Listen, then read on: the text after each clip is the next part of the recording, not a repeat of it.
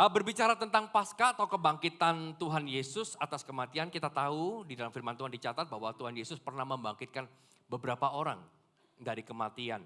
Tetapi apa yang membedakan dari kebangkitan Tuhan Yesus sendiri adalah orang-orang yang dibangkitkan Tuhan Yesus pada akhirnya mati lagi. Tetapi kita tahu bahwa berbeda dengan Tuhan Yesus, karena ketika Tuhan Yesus bangkit, maka sampai hari ini ia tetap hidup. Orang-orang yang dibangkitkan mati lagi, tapi Tuhan Yesus tidak pernah mati. Dia hidup sampai hari ini, sampai di dalam kehidupan kita, sampai menyertai kita kemanapun kita berada. Dan saya percaya bahwa ketika Tuhan Yesus bangkit, Tuhan itu punya tujuan buat kita.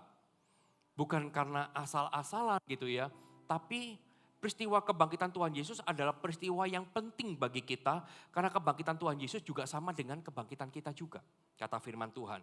Secara logika gitu ya, kalau hari Jumat kemarin kita sudah melalui Jumat Agung gitu ya, secara logika kalau Tuhan Yesus adalah juru selamat bagi kita, Tuhan Yesus tidak perlu membuktikan dia bangkit. Dia menjadi juru selamat ketika dia mati di atas kayu salib bagi kita. Dia gak perlu bangkit, dia sudah jadi juru selamat buat kita. Sama ketika saya ibaratkan, saya logika, kasih sebuah perumpamaan ilustrasi, ketika kita semua berada di dalam sebuah medan peperangan, kita sebagai prajurit gitu ya. Ketika kita sedang perang, lalu lalang peluru gitu ya. Mungkin ada seorang musuh yang membidik kita dan menembakkan senapan sehingga peluru itu menuju ke kita. Dan ketika itu ada sahabat kita di sebelah, tahu gitu ya bahwa ada yang menembak kita, dia langsung menghadang peluru itu sehingga mengenai sahabat kita dan sahabat kita mati. Kita hidup, kita yang seharusnya mati kena peluru itu, tetapi karena sahabat kita mengambil peluru itu buat kita, maka dia sudah jadi juru selamat kita, bukan? Kita akan berkata sama orang-orang bahwa dia sudah mati buat saya. Begitu juga saya kasih ilustrasi tadi pagi, bahwa di dalam sebuah rumah, satu keluarga terjadi kebakaran, satu keluarga nggak bisa keluar dari rumah itu karena mungkin pintu depan yang terkunci dan terbakar atau sebagainya. Lalu tiba-tiba masuklah satu orang mendobrak pintu, mulai melemparkan orang-orang yang ada di dalam supaya keluar. Mungkin dari lantai 2. Tapi ketika semua keluarga sudah keluar, dia sendiri terjebak di sana dan dia mati di dalam kebakaran. Mungkin keluarga ketika ditanya, siapa yang menyelamatkan kau? Orang itu telah menjadi juru selamat. Jadi ketika Yesus mati di atas kayu salib, untuk menjadi juru selamat dia nggak perlu membuktikan kebangkitan. Cukup dia mati di atas kayu salib, dia sudah jadi juru selamat kita. Tapi Tuhan Yesus perlu bangkit. Karena apa? Karena firman Tuhan katakan bahwa akulah kebangkitan dan hidup. Tuhan Yesus baru dikatakan sebagai Tuhan ketika ia menang atas maut. Kalau Tuhan gak bangkit, dia hanya menjadi salah satu orang baik, orang bijaksana yang mati buat kita. Tapi karena ia bangkit, ia membuktikan bahwa ia Tuhan. Karena apa? Karena maut sudah dikalahkan. Bagaimana mengalahkan maut adalah dengan bangkit. Kalau Tuhan Yesus juga bangkit, berarti maut gak dikalahkan. Dia hanya sebagai orang bijaksana yang mengorbankan diri di atas kayu salib buat manusia. Tapi dia buktikan bahwa dia bangkit dengan tujuan satu. Dia juga mau kita bangkit. Makanya di Paskah 2023 ini ada pesan sederhana, yaitu kita bangkit. Amin. Firman Tuhan di dalam Yesaya pasal yang ke-60 ayat yang pertama. Yesaya 60 ayat yang pertama, dikatakan seperti ini. Bangkitlah menjadi teranglah, sebab terangmu datang dan kemuliaan Tuhan terbit atasmu. Katakan amin. Sekali lagi firman Tuhan katakan bangkitlah, katakan bangkitlah. Menjadi teranglah. Jadi kalau kita dibangkitkan, gak cuma sekedar kita ini sadar, tapi kita juga harus jadi terang. Sebab terangmu datang dan kemuliaan Tuhan terbit atasmu. Tuhan mau kita bangkit dan menjadi terang. Sebab kebangkitan Kristus, maka terang kita datang dan kemuliaan Tuhan ada di dalam hidup kita. Itulah sebabnya Tuhan Yesus bangkit. Karena dia bangkit, kemuliaan Tuhan itu ada di dalam kehidupan kita. Tuhan mau dengan kebangkitannya kita gak hidup biasa-biasa, tetapi hidup di dalam rencana Allah dan hidup menjadi terang bagi banyak orang. Tujuan itulah yang membuat Tuhan Yesus harus bangkit. Supaya ketika kita memberitakan Yesus, dia bangkit. Supaya ketika kita memberitakan Kristus, bisa memberikan pengharapan buat banyak orang yang mendengarnya. Coba kita buka Roma pasal yang ke-13. Roma pasal ke-13 ayat yang ke-11 sampai ayat yang ke-14. Ini firman yang Tuhan kasih di dalam hati saya untuk menyampaikan pesan buat Paskah di ibadah minggu yang kedua ini. Roma pasal yang ke-13 ayat yang ke-11 sampai ayat yang ke-14. Yang sudah menemukan katakan puji Tuhan. Dikatakan seperti, hal ini harus kamu lakukan karena kamu mengetahui keadaan waktu sekarang. Yaitu bahwa saatnya telah tiba bagi kamu untuk bangun dari tidur. Katakan bangun dari tidur. Sebab sekarang keselamatan sudah lebih dekat bagi kita daripada waktu kita menjadi percaya. Tahukah bahwa kita ini berada di dalam satu kejar-kejaran dengan waktu. Makanya kita gak bisa santai-santai. Karena firman Tuhan sebab sekarang keselamatan sudah lebih dekat bagi kita daripada waktu kita menjadi percaya. Kita sedang dikejar-kejar waktu. Hari sudah jauh malam, telah hampir siang. Sebab itu, marilah kita menanggalkan perbuatan-perbuatan kegelapan dan mengenakan perlengkapan senjata terang. Dan marilah kita hidup dengan sopan seperti pada siang hari. Jangan dalam pesta pora dan kemabbukan. Jangan dalam percabulan dan hawa nafsu. Jangan dalam perselisihan dan iri hati. Tetapi, kenakanlah Tuhan Yesus Kristus sebagai perlengkapan senjata terang. Dan janganlah merawat tubuhmu untuk memuaskan keinginannya. Katakan amin. Firman Tuhan catat bahwa untuk kita, keberadaan kita ini diakui dunia menjadi terang, maka kita ini harus bangkit.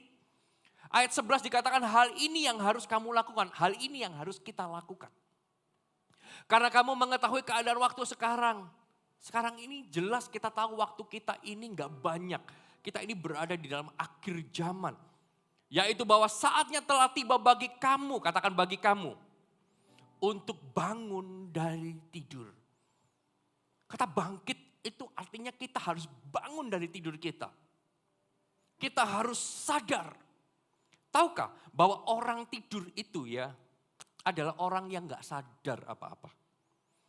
Kalau kita tanya ya, suami mungkin suaminya atau istrinya mungkin gak tahu sebaliknya lah.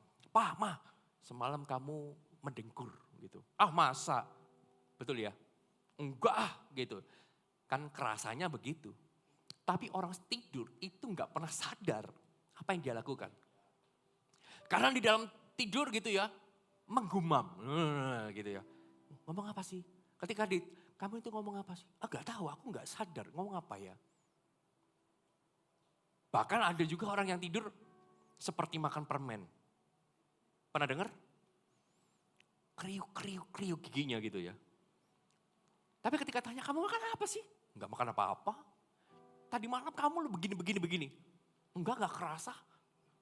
Mungkin mama yang mimpi. Atau mungkin sebaliknya. Mungkin papa yang mimpi. Enggak mungkin lah mama mendengkur. Orang tidur itu enggak pernah sadar. Dan orang tidur ini tidak tahu apa-apa. Itu orang tidur. Bukan cuma dia gak sadar gitu ya, gak tahu. Tapi di sekitarnya apa yang terjadi, gak tahu apa-apa. Saya pernah lihat satu media sosial, temannya tidur dikerjain. Apa? Karena dia tidur, karena cowok ya tidur gak pakai baju, terus ini boleh digambar gitar. Pernah lihat? Terus dikasih geli-geli gitu, dia mulai gini-gini seperti dia main gitar. Dia gak tahu apa-apa. Siapa yang lakukan itu, siapa yang mengerjakan itu, dia gak pernah tahu. Bahkan orang yang tertidur, kanan kirinya mau ngapain, dia gak pernah tahu. Begitu juga hari ini. Kalau kita gak ambil sebuah keputusan untuk bangun dari tidur, hidup di dalam kehendak Allah, maka kita akan menjadi orang yang gak tahu apa-apa. Orang yang akan tertinggal. Orang yang gak sadar apa-apa yang terjadi ya. Tiba-tiba lalu begitu saja. Kenapa? Karena kita tertidur. Karena kita menjadi orang yang tidak bangkit. Makanya kita harus bangkit. Supaya kita tahu apa yang ada di sekitar kita. Supaya kita tahu apa yang sedang berjalan di dalam kegerakan apa. Supaya kita ini gak tertinggal. Dan saya berdoa kita semua dibangkitkan hari ini. Supaya apa? Supaya tidak ada satupun yang tertinggal. Bagaimana cara kita bangkit? Coba ayat yang ke-12. Hari sudah jauh malam, telah hampir siang. Sebab itu marilah kita menanggalkan perbuatan-perbuatan kegelapan dan mengenakan perlengkapan senjata terang. Yang pertama, bagaimana cara kita untuk bangkit adalah dengan cara menanggalkan perbuatan-perbuatan kegelapan. Dengan cara meninggalkan hal-hal yang salah. Menanggalkan itu berbicara kita berdiri meninggalkan. Bukan cuma sekedar orang kalau tidur ya, bangun. Hah? Melek? Tidur lagi. Pernah lihat yang seperti itu? Dibangunin, ya tidur lagi. Atau begitu melek, dia tetap gak melakukan apa-apa. Dia cuma diam. Yang namanya menanggalkan atau meninggalkan, itu gak cuma melek matanya, sadar matanya, tetapi juga bangun, berdiri, dan berjalan. Itu menanggalkan. Meninggalkan itu bukan cuma sekedar aku sadar aku ini salah, tapi gak lakukan apa-apa. Yang namanya menanggalkan, sadar salah, berjalan ke arah sebaliknya. Itu menanggalkan. Kita harus menjauhkan diri dari apa yang Yesus pernah jauhkan daripada kita. Itu arti kata meninggalkan yang salah. Meninggalkan itu butuh keputusan, perlu langkah kita. Coba kita lihat, 1 Korintus pasal yang ke-13. Kita tandai dulu yang di Roma. 1 Korintus pasal yang ke-13. Ayat yang ke-11. Ketika aku kanak-kanak, aku berkata seperti kanak-kanak. Aku merasa seperti kanak-kanak. Aku berpikir seperti kanak-kanak. Sekarang sesudah aku menjadi dewasa, katakan menjadi dewasa. Aku meninggalkan sifat kanak-kanak itu. Ada kata meninggalkan. Kata meninggalkan sama dengan menanggalkan. Dikatakan ketika anak-anak aku bersifat seperti kanak-kanak. Tetapi ketika dewasa aku meninggalkan sifat kanak-kanak. Kata meninggalkan berasal dari kata katargio. Dalam bahasa Yunani, katargio. Yang artinya membinasakan. Menanggalkan itu artinya membinasakan. Yang artinya kita nggak punya lagi kesempatan untuk kembali ke sana. Itu menanggalkan. Jadi kalau kita mau menanggalkan pakaian kita, gak cuma dilepas, dicuci, bersih, dipakai lagi. Tapi yang menanggalkan dengan kata katargio, artinya kita lepas, kita bakar. Kita gak bisa pakai lagi. Itu menanggalkan. Ketika kita ini meninggalkan kegelapan, maka otomatis kita akan hidup di dalam terang. Tapi begitu juga sebaliknya, ketika kita meninggalkan terang tanpa diundang, otomatis kegelapan langsung datang. Makanya kita perlu katargio, menanggalkan perbuatan-perbuatan yang jahat.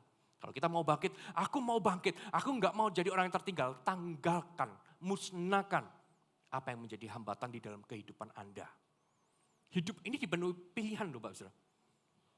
Hidup ini dipenuhi dengan sebuah keputusan-keputusan. Makanya putuskan untuk kita menanggalkan yang salah. Satu kali di dalam Kejadian pasal yang ke-13 ayat yang ke-10-11 gitu ya. Abraham memberikan kepada Lot pilihan. Kamu mau memilih yang mana? Dikatakan Kejadian 13 ayat 10-11. Lalu Lot melayangkan pandangnya dan dilihatnya lah bahwa seluruh lembah Yordan banyak air. Seperti taman Tuhan, katakan seperti taman Tuhan. Tapi bukan taman Tuhan, hanya seperti taman Tuhan. Seperti tanah Mesir sampai ke Soar. Hal itu terjadi sebelum Tuhan memusnahkan Sodom dan Gomora. Sebab itu Lot memilih baginya seluruh lembah Yordan itu. Lalu ia berangkat ke sebelah timur dan mereka berpisah. Dikasih pilihan, kamu pilih yang mana?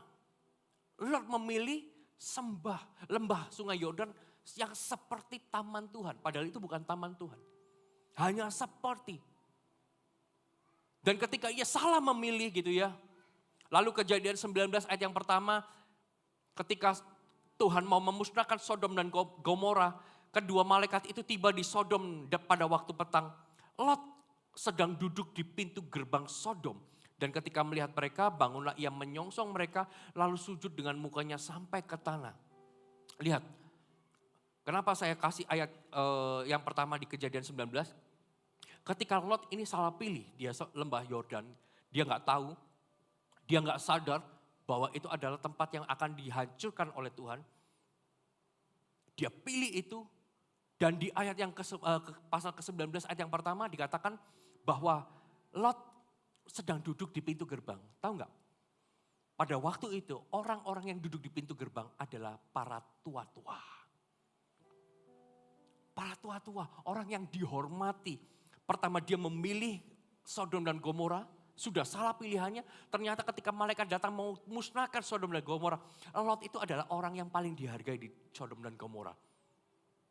Orang yang tidak segera bangkit dari kesalahan-kesalahan, tikungan dosa. Maka di setiap tikungan ia akan terus salah dan akhirnya dia menghidupinya. Sama seperti Lot. Dia nggak tahu pilihannya salah, tapi akhirnya dia menghidupi dan dia menjadi kepalanya di sana. Bahasanya seperti itu. Makanya kita harus katargio. Menanggalkan hal-hal yang salah di dalam kehidupan kita. Supaya apa? Supaya kita ini bangkit. Coba katakan kanan kirinya, hei bangkit. Sekali lagi katakan kanan kirinya, ayo bangkit. Amin. Katargio, tanggalkan hal-hal yang salah di dalam kehidupan kita. Musnahkan semuanya. Supaya setelah hari ini kita akan hidup di dalam kebangkitan Kristus. Kita akan tahu bahwa apa yang Tuhan Yesus sedang kerjakan, apa yang Yesus sudah sediakan di dalam kehidupan setiap kita. Katakan amin. Lalu yang kedua, ayat ke-13. Dikatakan seperti ini. Marilah kita hidup dengan sopan. Katakan hidup dengan sopan.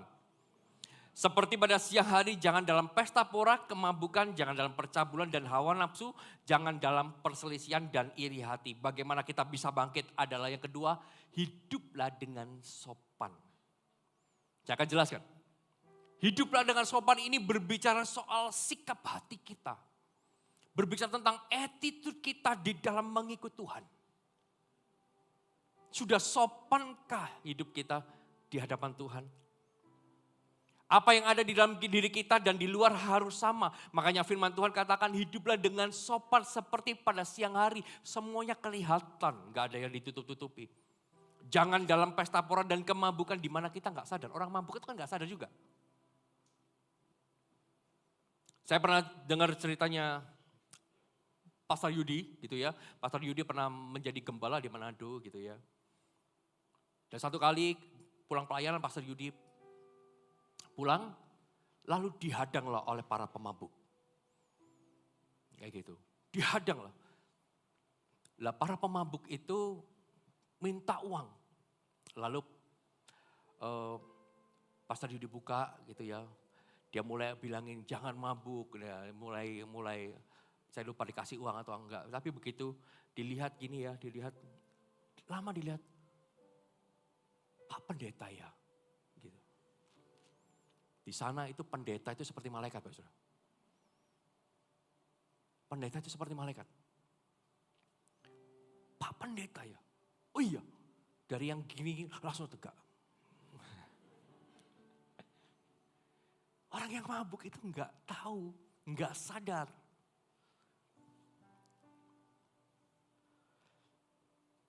Enggak sadar orang mabuk. Makanya Tuhan bilang hidup yang sopan. Jangan seperti orang mabuk gak sadar. Bahwa dia salah gak sadar. Satu kali saya juga pernah. Ya hamba Tuhan mohon maaf. Hamba Tuhan juga manusia. Satu kali waktu ketika saya masih menggembalakan jemaat di Madiun gitu ya. Saya pergi ke Surabaya. Sudah lama tidak pulang ke Surabaya. Jalan diubah semuanya saya juga gak tahu. Saya masih mengingat pokoknya saya meninggalkan Surabaya ini masih boleh putar balik. Jadi begitu saya main ke Surabaya, saya nggak lihat ada rambu-rambu gitu ya. Saya mulai putar balik di situ. Saya sebetulnya sudah ada Roh Kudus yang mengingatkan, ini sepi, biasanya ini putaran balik rame. Tapi kalau ini kok cuma mobil saya, yang lainnya nggak ada. Seharusnya saya tahu bahwa itu harusnya nggak boleh. Tapi saya tetap, ya namanya hamba Tuhan juga manusia, saya tetap putar baliklah di situ. Dan betul apa yang terjadi, ketika saya putar balik, saya mulai dicegat, pepet sepeda motor. Saya lihat, waduh dengan seragamnya saya sudah tahu. Itu polisi. Nah saya buka jendela, saya itu selalu gini, kan saya dulu juga pernah nakal gitu ya. Saya selalu memberikan tanda. Kalau Pak polisinya, selamat pagi Pak, itu biasanya 25.000. Selamat siang Pak, 50. Kalau sudah, selamat malam Pak, itu biasanya lebih banyak. Karena polisi udah capek, udah dari seharian kayak gitu. Nah waktu itu kan siang gitu. Selamat siang Pak gitu ya. Saya sudah siapkan uangnya itu. Karena sudah tahu itu siang. Kalau selamat siang pasti segitu. Begitu, Bapak ini nggak boleh putar balik. Nggak boleh putar balik. Tapi ya Pak saya minta maaf, Bapak ini kerja di mana? Saya kerja di gereja. Kerja apa Pak? Pendeta. Oh ya kalau gitu silakan jalan Pak. Saya tahu polisinya Kristen itu. Dia tahu bahwa hamba Tuhan juga manusia. Ya sudah silakan jalan, jangan diulangi ya. Saya nggak akan ulangi Pak, saya jalan. Dan seperti itulah bahwa ketika di Manado itu hamba Tuhan juga seperti itu. Nah, orang mabuk itu nggak sadar. Karena di dalam itu hamba Tuhan. Begitu uangnya juga dikasih gitu ya. Bapak pendeta ya. Iya langsung Pak gak jadi, Pak gak jadi. Begitu juga kita ketika kita hidup di dalam kemabukan. Kita gak akan pernah sadar. Bahwa apa yang kita lakukan itu salah. Maka firman Tuhan katakan hiduplah yang sopan. Attitude kita, sikap hati kita sesungguhnya akan mempengaruhi berkat di dalam kehidupan kita juga. Kalau kita punya attitude, punya sikap hati yang benar di dalam mengikut Tuhan. Maka saya percaya sesuatu yang besar akan terjadi. Melalui kebangkitan Kristus, yang setuju katakan amin. Jangan jadi orang yang baperan, dikit-dikit ngambek, dikit-dikit kecewa. Ayo sadar. Ayo bangkit. Hiduplah yang sopan. Katakan hiduplah yang sopan. Yang berikutnya yang ketiga. Ya, jadi khotbah Paskah hari Minggu ini kemarin kan Jumat sudah kita bertangis-tangisan. Hari Minggu ini jangan berat-berat Bapak Saudara. Jadi paling enggak Bapak Saudara pulang apa yang diingat gitu ya. Pendetanya pernah melanggar gitu. Ayat ke-14, yang ketiga. Tetapi kenakanlah Tuhan Yesus Kristus sebagai perlengkapan senjata terang. Dan janganlah merawat tubuhmu untuk memuaskan keinginannya. Yang ketiga. Bagaimana kita bisa bangkit adalah dengan kita mengenakan Tuhan Yesus Kristus sebagai perlengkapan senjata terang. Yesus itu harus jadi fokus kita dimanapun kita berada. Dimanapun kita berada, Yesus itu harus ada di sebelah kita. Kita gak boleh melenceng. Kalau Yesus itu jadi fokus kita, maka Yesus itu akan melakukan atau membangun sesuatu di dalam hidup kita. Maka kita perlu integritas. Bukan di mana kita berada, Yesus berada. Artinya kan Yesus ngikutin kita. Artinya di mana Yesus berada, harusnya kita berada di sana. Kita harus siap sedia. Apa yang Tuhan Yesus mau kerjakan di dalam hidup kita, kita harus ikut di situ. Kata siap sedia itu artinya matetes. Dalam bahasa aslinya ditulis matetes, yang artinya, ini saya umpamakan gini ya. Ketika Yesus belok ke sini, kita juga ikut. Yesus ke sini, kita juga ikut. Bukan kita yang mendikte Tuhan. Tapi izinkan Tuhan itu yang mendikte kita. Karena ketika Tuhan berbicara kepada kita karena ia mau membangun kita. Kalau Tuhan berbicara karena dia mau melakukan sesuatu. Karena mau membangun kita. Ketika ia berbicara sesuatu sesungguhnya karena Yesus mau membawa hidup kita ini dalam kemenangan. Bukan yang lain. Makanya ia bangkit supaya membawa hidup kita dalam kemenangan. Kalau Tuhan bangkit kita pun juga harus bangkit. Makanya kita harus mengenakan Tuhan Yesus dimanapun kita berada. Orang melihat kita sama seperti orang melihat Tuhan Yesus Kristus juga. Hidup kita sama.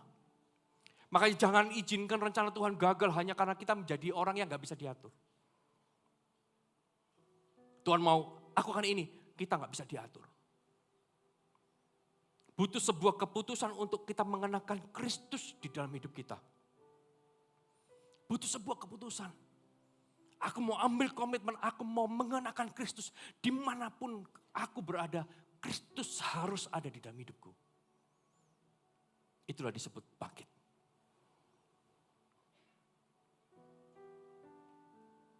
Kristus harus ada. Kita harus mengambil sebuah komitmen, aku gak mau tidur, aku harus bangkit. Aku mau bangkit.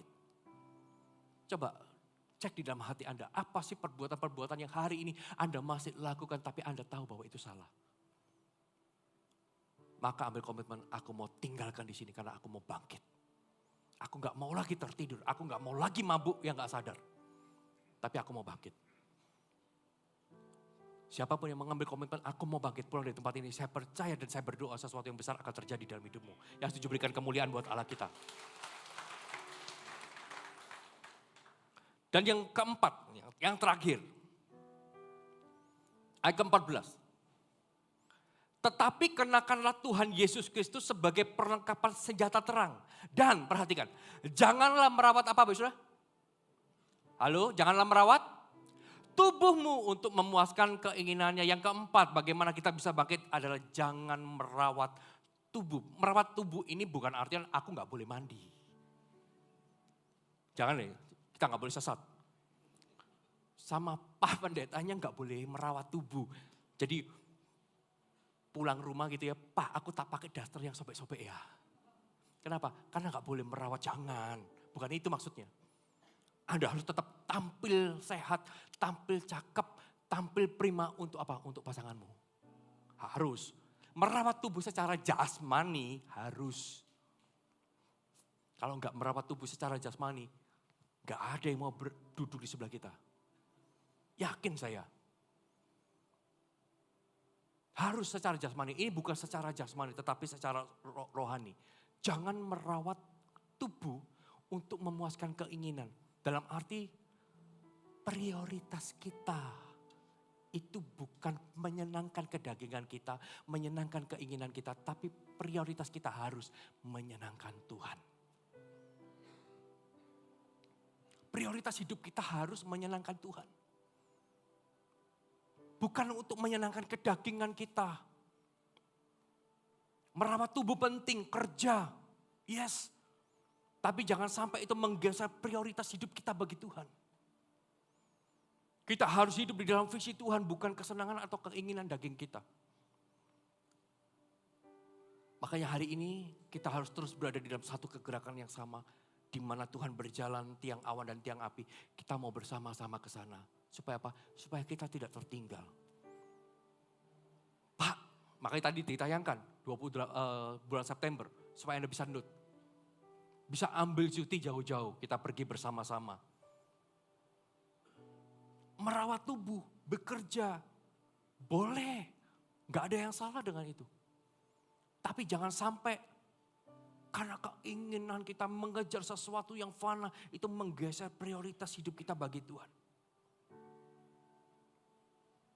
Menggeser apa yang sebetulnya Tuhan mau kerjakan di dalam diri kita.